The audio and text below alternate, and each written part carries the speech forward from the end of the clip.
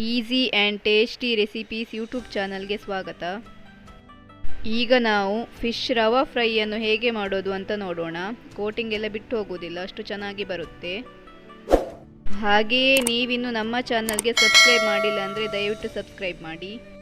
ಮೊದಲಿಗೆ ಮೀನನ್ನು ಕಟ್ ಮಾಡಿ ಚೆನ್ನಾಗಿ ತೊಳೆದು ಇಟ್ಕೊಳ್ಬೇಕು. ನಾನು ಇಲ್ಲಿ ಬೂತಾಯಿ ಮೀನನ್ನು ತಗೊಂಡಿದ್ದೇನೆ. ಈಗ ಇದಕ್ಕೆ ಸ್ವಲ್ಪ ಉಪ್ಪನ್ನು ಸೇರಿಸಿಕೊಳ್ತೇನೆ. ಉಪ್ಪನ್ನು ಹಾಕಿದ ನಂತರ ಚೆನ್ನಾಗಿ ಮಿಕ್ಸ್ ಮಾಡಿಕೊಳ್ಬೇಕು. ಉಪ್ಪು ಚೆನ್ನಾಗಿ ಮೀನಿಗೆ ಹಿಡಿಬೇಕು. ಈಗ ಇದನ್ನು 15 ನಿಮಿಷಗಳ ಕಾಲ ಹೀಗೆ ಇಡಬೇಕು. ಈಗ ಮಸಾಲವನ್ನು ರೆಡಿ ಮಾಡ್ಕೊಳ್ಳೋಣ. ಈಗ ಒಂದು ಪಾತ್ರೆಯನ್ನು ತಗೊಳ್ಬೇಕು. ಈಗ ಅದಕ್ಕೆ 3/4 ಕಪ್ ಆಗುವಷ್ಟು ಕಾರ್ನ್ ಫ್ಲೋರ್, 3 ಟೇಬಲ್ ಸ್ಪೂನ್ ಅಚ್ಚ ಖಾರದ ಪುಡಿ,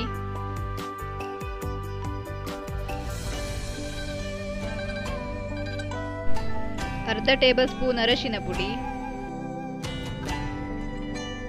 ರುಚಿಗೆ ತಕ್ಕಷ್ಟು ಉಪ್ಪು.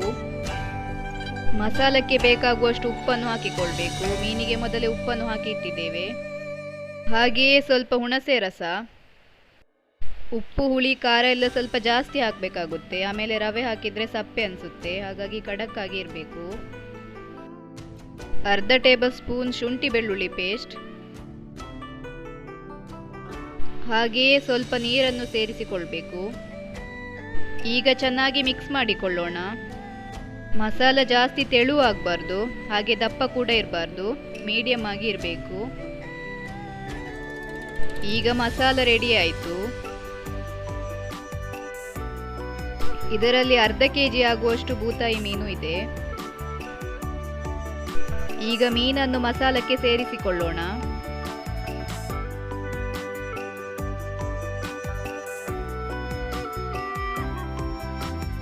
ಈಗ ಮೀನನ್ನು ಮಸಾಲದ ಜೊತೆಗೆ ಚೆನ್ನಾಗಿ ಮಿಕ್ಸ್ ಮಾಡಿಕೊಳ್ಬೇಕು.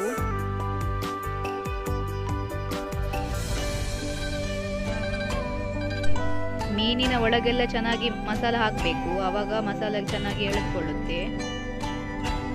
ಮಸಾಲೆ ಹಾಕಿದ ನಂತರ 1 ಗಂಟೆಗಳ ಕಾಲ ಹೀಗೆ ಇಡಬೇಕು, ಆವಾಗ ಮೀನಿಗೆ ಮಸಾಲ ಚೆನ್ನಾಗಿ ಎಳ್ಕೊಳ್ಳುತ್ತೆ. ಈಗ ಮೀನಿಗೆ ರವೆಯನ್ನು ಹಾಕಿಕೊಳ್ಬೇಕು. ಹಾಗಾಗಿ ಒಂದು ಪ್ಲೇಟ್ಗೆ ಸ್ವಲ್ಪ ರವೆಯನ್ನು ಹಾಕೊಂಡಿದ್ದೇನೆ. ಈಗ ಒಂದೊಂದೇ ಮೀನಿಗೆ ರವೆಯನ್ನು ಹಾಕಿಕೊಳ್ಬೇಕು. ರವೆ ಎಲ್ಲ ಕಡೆ ಚೆನ್ನಾಗಿ ಹಿಡಿಬೇಕು. ಇದೇ ಥರ ಎಲ್ಲ ಮೀನಿಗೆ ರವೆಯನ್ನು ಹಾಕಿ ಒಂದು ಪ್ಲೇಟ್ನಲ್ಲಿ ಇಟ್ಕೊಳ್ಬೇಕು.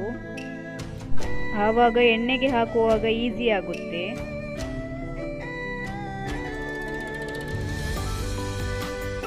ಈಗ ಗ್ಯಾಸ್ ಮೇಲೆ ಒಂದು ಬಾಣಲೆಗೆ ಎಣ್ಣೆಯನ್ನು ಹಾಕಿ ಇಟ್ಕೊಂಡಿದ್ದೇನೆ. ಎಣ್ಣೆ ಚೆನ್ನಾಗಿ ಕಾದಿದೆ. ಈಗ ಇದಕ್ಕೆ ಒಂದೊಂದೇ ಮೀನನ್ನು ಹಾಕಿಕೊಳ್ಬೇಕು.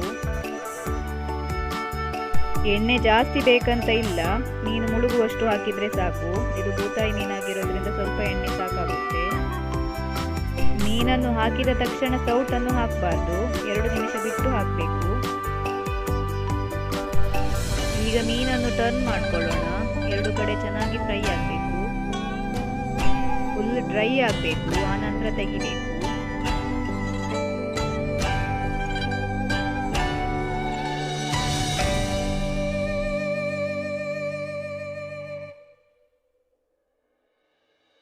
ಇದೀಗ ಚೆನ್ನಾಗಿ ಫ್ರೈ ಆಗಿದೆ. ಈಗ ಇದನ್ನು ತೆಗೆಯೋಣ. ಈಗ ಗರಿಗರಿಯಾದ ಫಿಶ್ ರವಾ ಫ್ರೈ ರೆಡಿ ಆಯಿತು. ತುಂಬಾನೇ ಚೆನ್ನಾಗಿ ಬಂದಿದೆ, ಟೇಸ್ಟ್ ಕೂಡ ಚೆನ್ನಾಗಿದೆ. ನೀವು ಕೂಡ ಒಮ್ಮೆ ಈ ರೀತಿಯಾಗಿ ಟ್ರೈ ಮಾಡಿ.